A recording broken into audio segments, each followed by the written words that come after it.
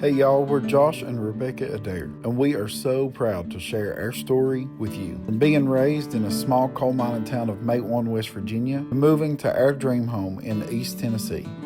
When we first laid eyes on our 110-year-old farmhouse, our hearts were filled with nothing but pure joy.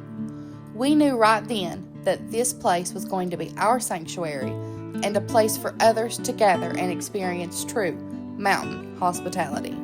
We're true Appalachian folk who show our love with a good meal, laughter, a helping hand, and a prayer when needed. Our goal is to give you an authentic look into the Addair family and the wonderful craziness that is our blessed life.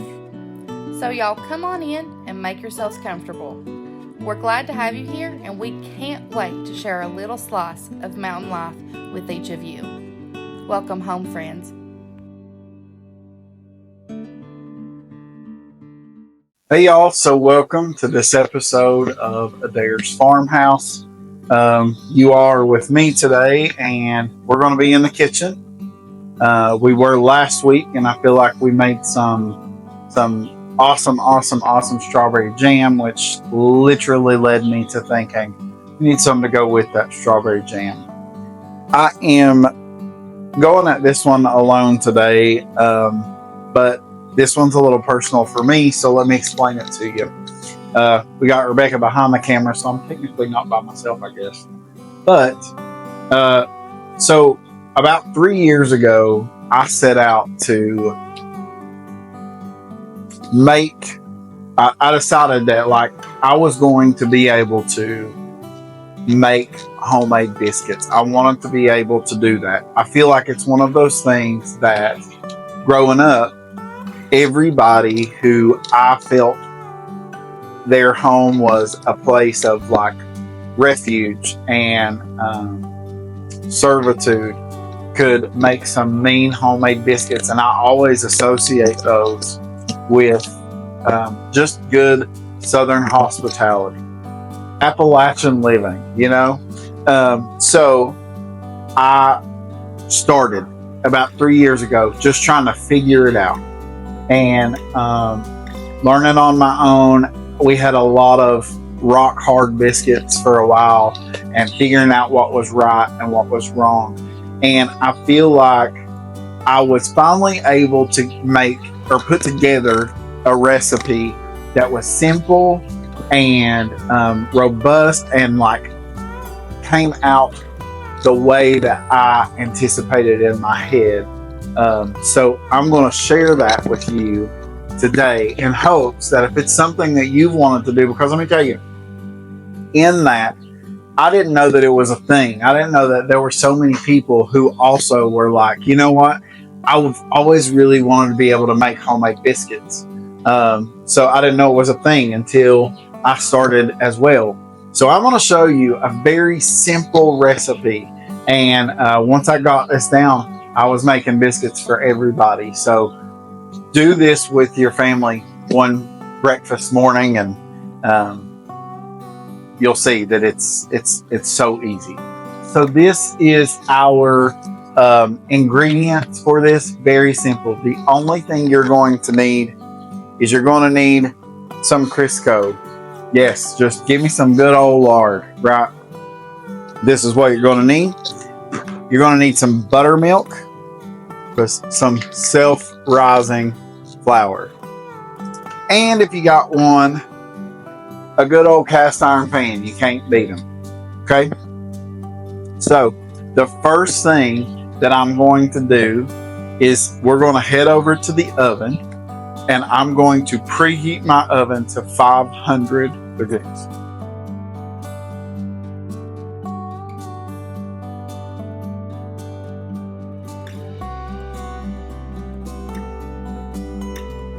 So while that is preheating, then I'm going to take my cast iron skillet, and with clean hands, I'm going to open up my Crisco here. And look, I ain't worrying about trying to use a utensil. None of that. I'm going to take my hands in here. I'm just going to get in here, and then I'm going to cover my whole dish with the whole inside. with Crisco. Real good. We're going to do this real good. Okay? Everything's nice and smooth. Be generous with it. It's all good.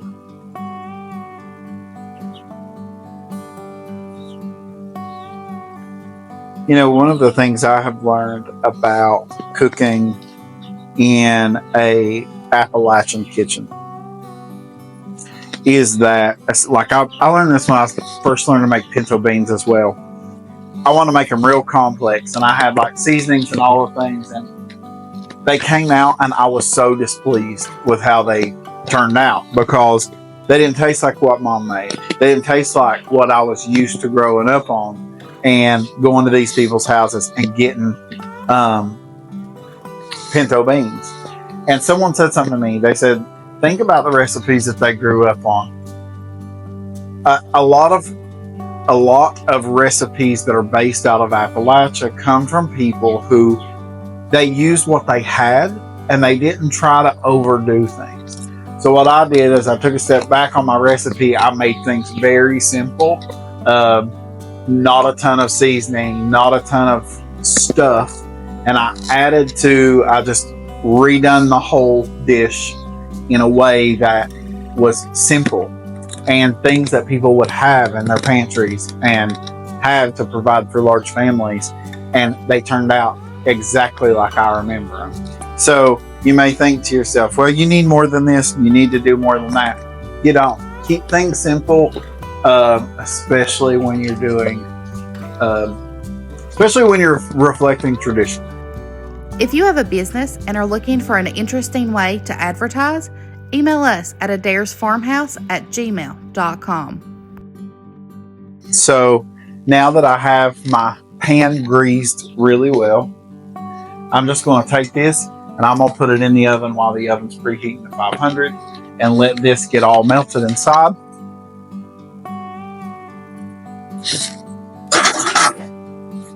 So while that is preheating, I'm going to take my self-rising flour and please don't skip sifting your flour. For a long time, I couldn't figure out why they weren't turning out right. It had a lot to do with sifting the flour. So I've got my sifter here and I'm just going to sift through it into this bowl.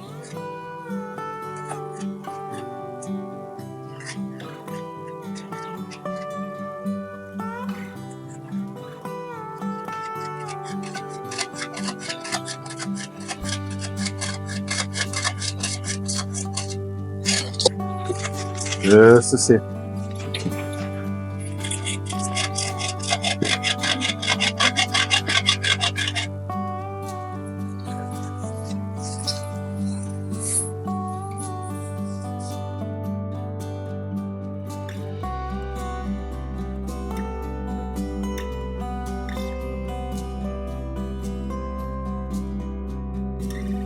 Woo. Okay. You may say to yourself, Josh, how much are you going to sift? How much do you need? Well, I don't measure, but I'll show you how to do this. I learned this by eye. Doing measurements didn't work for me. I'm going to sift this entire bag into this bowl. Okay, so now come close because I want you to be able to see what I'm about to do. Now, as you can see, the flour is nice and powdery. I'm going to take this off.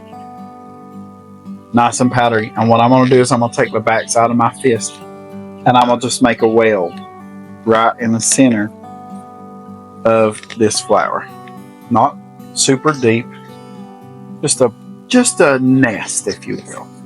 Okay, and then I'm going to take my Crisco. And you're going to want 3 about a chicken egg size. So, about a chicken egg size. I'm going to put 3 chicken egg sizes in my nest. 2,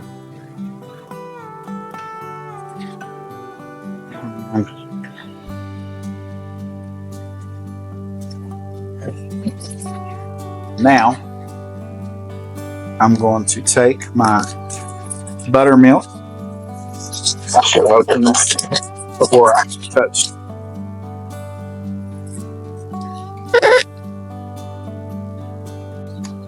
And then I'm going to fill my nest with buttermilk. Okay. Now I'm gonna just take my hands and get in here. I'm gonna start rubbing these chicken eggs and soften them in this buttermilk. Sometimes stuff requires you to get your hands a little messy. That's all right. So now, as I do this, I'm slowly pulling flour off the bottom into this little well, little mixture here. And I'm getting a batter kind of starting to form, and we'll get a dough in a minute, but it really seems battered at the moment. And I'm just squeezing all of that lard, that Crisco, between my fingers. And as I need a little bit more flour, I'm gonna just take my thumb, push it over in there, and just keep working this. The big thing is when you're making biscuits, you don't want to overwork your dough. We're not at the dough stage yet, but it's cool how, and you'll see in just a minute, how when this starts to form, it'll start pulling away. And you see how I'm just kind of taking a little bit from the walls as there we go. And it literally will come to itself and pull away from that dry flour.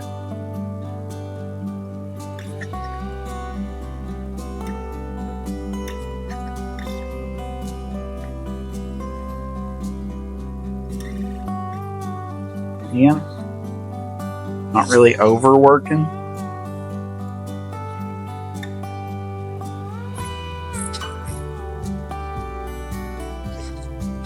Now look, I got fresh flour still in here, and here's my dough. So I'm gonna pull this off this mat using my elbows. And I'm gonna take my other hand, the dry hand, grab some of this dry flour, get it all over give my surface some flour. Now I'm gonna just take this dough ball that I've created. Again, not overworking. And we're just gonna bring it right out.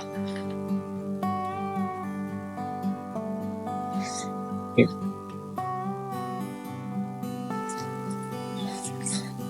Flatten it out. Little.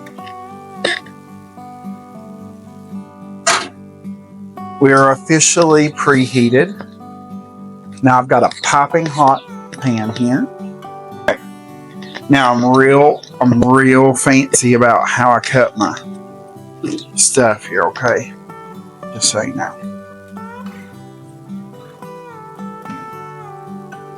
I'm gonna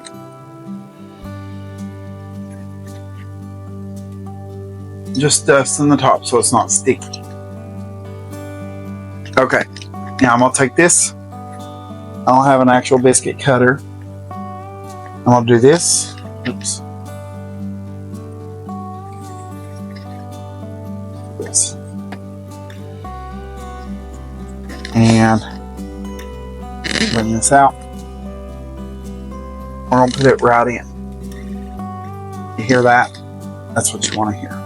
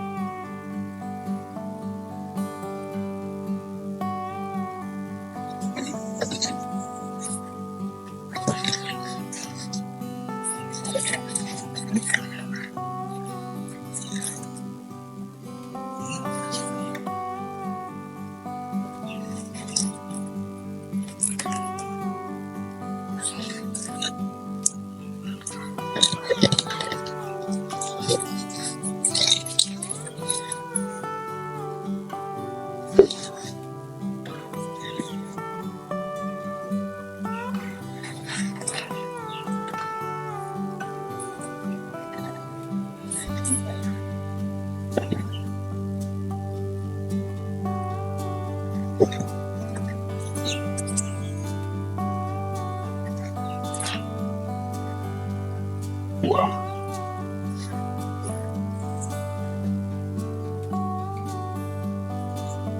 Great. Very. I'm gonna just take this dough. So apparently I didn't know this, but when I was a kid, I used to like to eat the raw dough.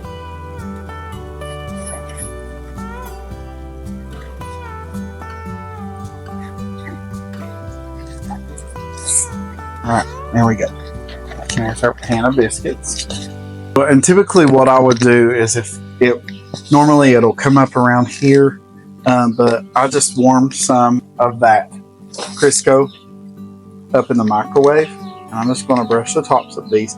What this is going to do is it's going to allow those to get nice and golden brown.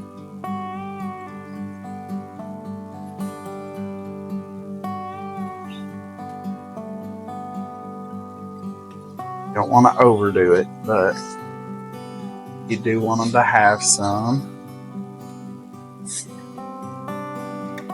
colors.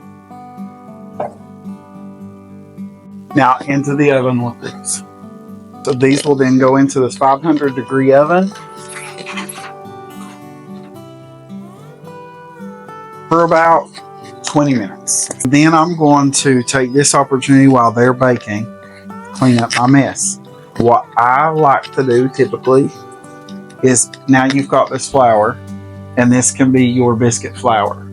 And there are a little bit of bits in it, but mostly it's all dry flour. There's no wet, there's no nothing. So you can do this in a bowl that you've got a sealed lid, and just know that this is your biscuit flour. Seal it up. You can even write on it biscuit flour, whatever.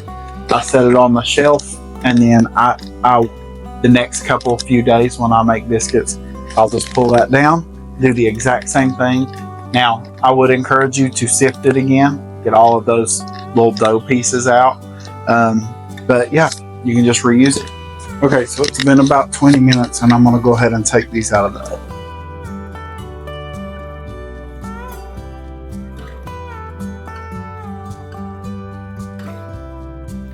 If you would like to advertise your business during an episode of Addair's Farmhouse, feel free to email addairsfarmhouse@gmail.com. Well, I brushed the top of these just with a little butter when they came out, and they're still hot. I'm going straight for this middle guy because I'm selfish like that. And look at that big biscuits. Woohoo! Big, thick.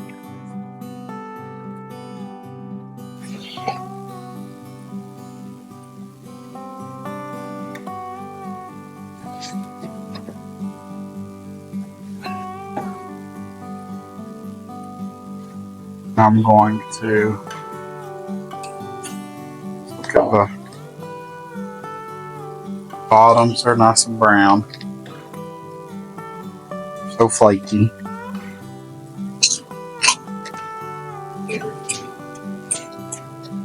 Some of that strawberry jam that we made last week.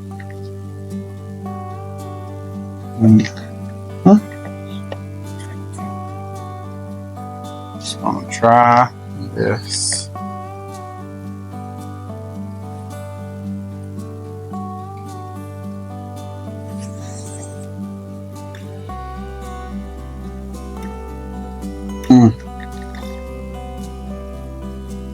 Mm. Good and fluffy. Crunchy bottom. Delicious.